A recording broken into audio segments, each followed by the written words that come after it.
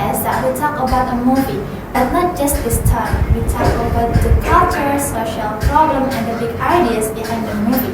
With me, Alifa, and my friends Intan and Alvina. In this episode, we have a very special and serious topic.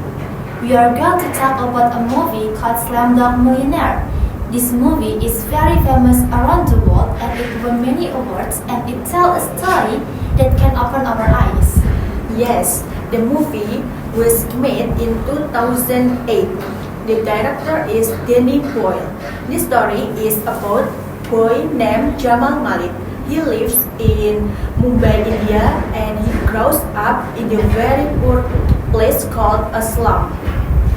One day, he joins a TV quiz show called Who Want to Be Millionaire. Everyone is shocked because Jamal can answer all the questions. But instead of believe him, people think Jamal is cheating because he is poor. But Jamal is not cheating. He knows the answer because of his life. And every question on the quiz reminds him of something that happens to him. Like when he lost his mother, when he had to live on the street, or when he forced to beg for money.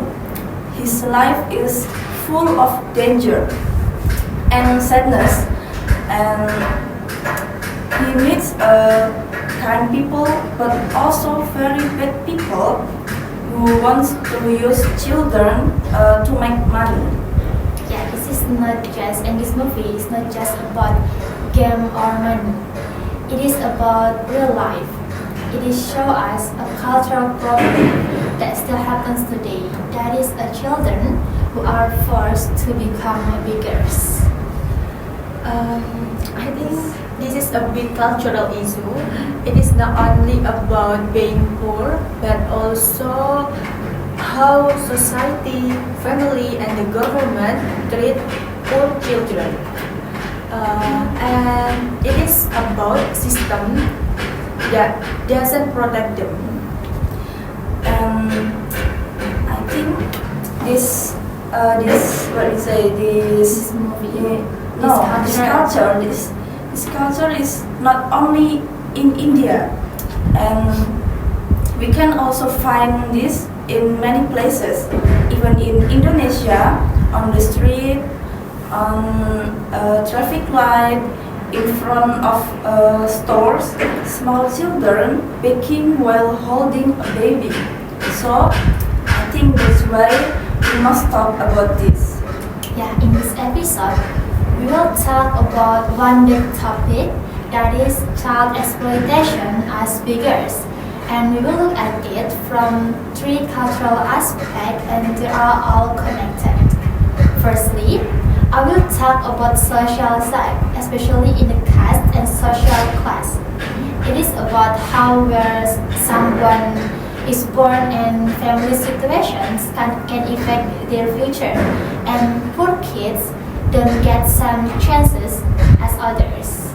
Okay, a second, I will explain how the bigger syndicates work. This means the gang or group takes children from street and then trains them and use them to get money. These children do not beg by choice, they are controlled. And third, I will talk about the law. The law should help and protect the children, but in many cases, the law is weak. Sometimes police punish the poor children instead of protect them. So today we are not just reviewing a movie. We are learning something deeper. We are learning about how this culture treats poor children. Okay, I will start first. So I'm going to start by talking about social side, especially in the caste and social class. In the movie, there are characters named Jamal and Salim. They are two boys who grow up in the poor area in India, or we can call it the slum area. They don't have good educations, no protections, and no access in their basic things life, like how we say it, like clean water and healthcare, or maybe just like they need access to them. And even though the caste system is not legal anymore, but in real life, poor people or poor kids still get treated badly just because they come from or still get discriminations. So, what do you mean about discrimination, Alifa? I think some people think that these kids are not important. These kids don't have a future and don't deserve a chance. But that's not fair, right? The kids from poor area or from slum area find it really hard to get good education or help. It's really hard for them to learn or grow. Many people think that they are lazy and bad, but the truth is no one gives them a chance to be better. Okay, and because of this, what is it? They often have not choice.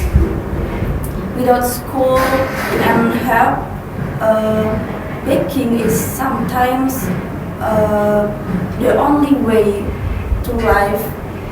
Yes, that's right. The place where they are born and how they live puts them into a cycle of poverty. This means poverty is passed down by their parents to children from one generation to the next generations. Without help, they always still in the lower of social class. And even more sad is these kids they are not just poor in money, but also in identity. They grow up with the labels of street kids or slum kids. And a label like street kid sounds so painful. People often judge them badly, and just do badly because of they are very poor. Well, this is condition that syndicates take advantage of. Now, I will explain how child exploitation is syndicates work. I can explain as seen in the movie.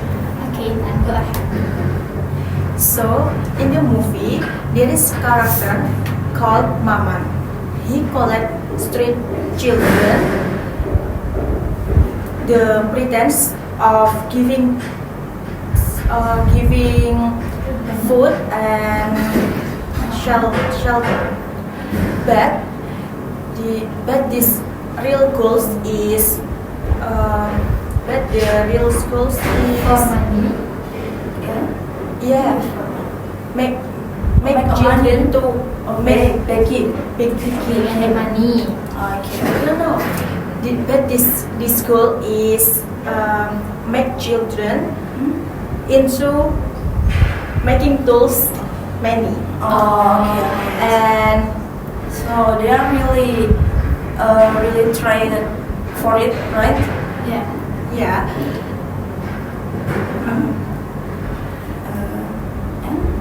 and the most sad thing is children are intentionally being hurt.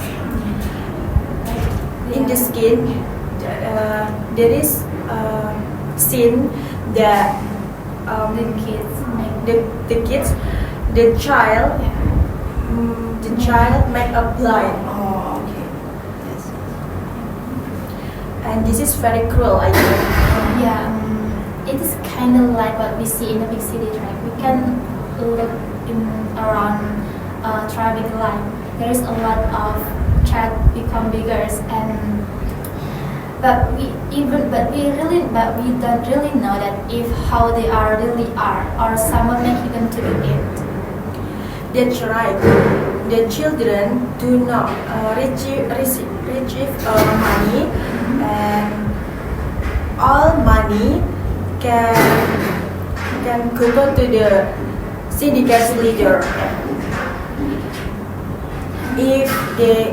If the children caught keeping money, and if they don't reach target, syndicate leader can punish them.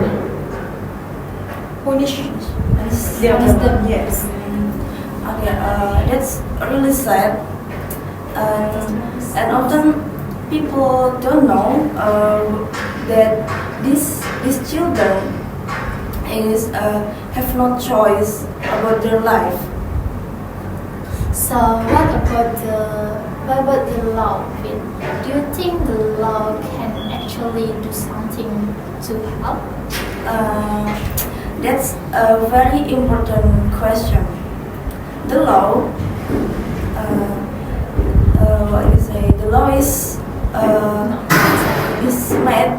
The law is made for protect and help children, and there is rules against violence and exploitation. But in the movie, the law enforcement is still very weak and not working well. Sometimes the police find it hard to catch the real criminal, and especially when the criminal keeps moving.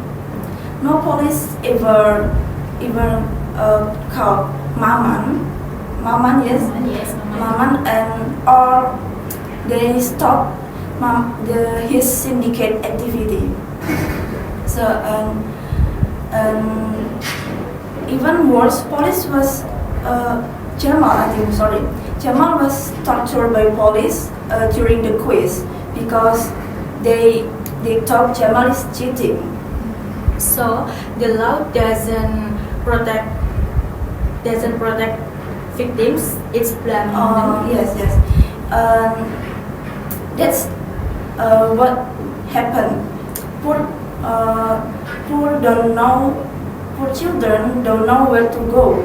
They have no idea about their rights, and they can fight back.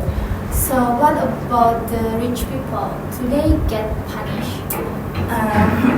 That's the reality.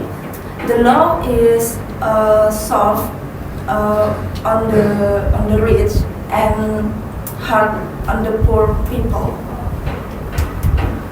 So in the conclusion, it's not just about poverty, but also I think about unfair social and legal system, right? Right. So after talking about the social side, the syndicate, and the law, it would be good if we also talk about what we can do, what solution can be met both by society or by us as individuals. Yes. Because just seeing and feeling sorry is not enough. We need a real action. For simple example is not giving money directly to begging children on the street.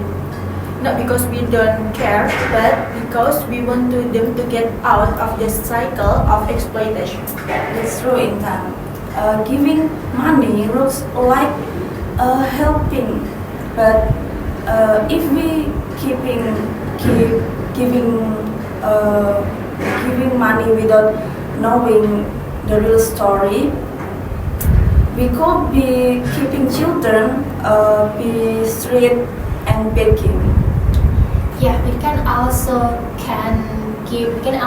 give them food or drinks instead of money. It is a simple way to help them without support exploitations. We still care, but in a safe way and more useful way. So, what do you think, guys?